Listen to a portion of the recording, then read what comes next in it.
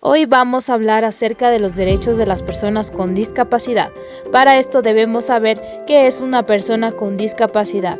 Incluyen aquellas personas que tengan deficiencias físicas, mentales, intelectuales y sensoriales a largo plazo, que al actuar con diversas barreras puedan impedir su participación plena y efectiva en la sociedad en igualdad de condiciones con los demás.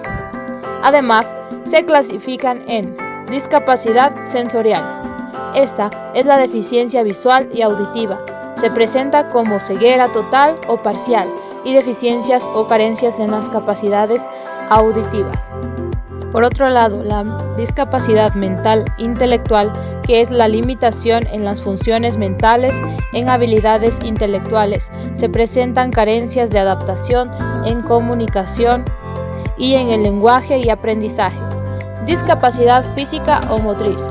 Es la limitación o pérdida total que tienen las personas en cuanto al movimiento, ya sean piernas, brazos, manos o pies. Además, las personas con discapacidad deben apropiarse de los siguientes principios, que son autodeterminación, accesibilidad, diseño universal, igualdad y no discriminación, además de medidas afirmativas que establezcan incentivos para corregir las desigualdades.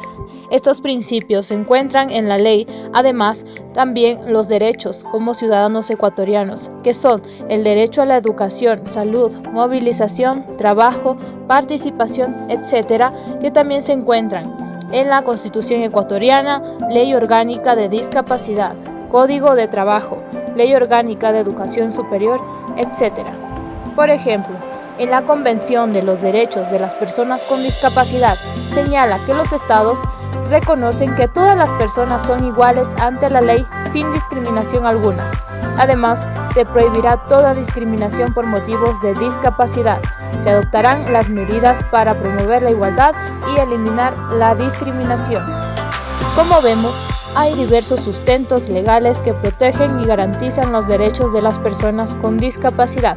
Por lo tanto, no debemos hacer de oídos sordos ante un acto de vulneración de derechos, sino actuar de acuerdo a la norma y hacer cumplir la ley, y así evitar la discriminación y violencia. Además, debemos generar espacios de convivencia más equitativos.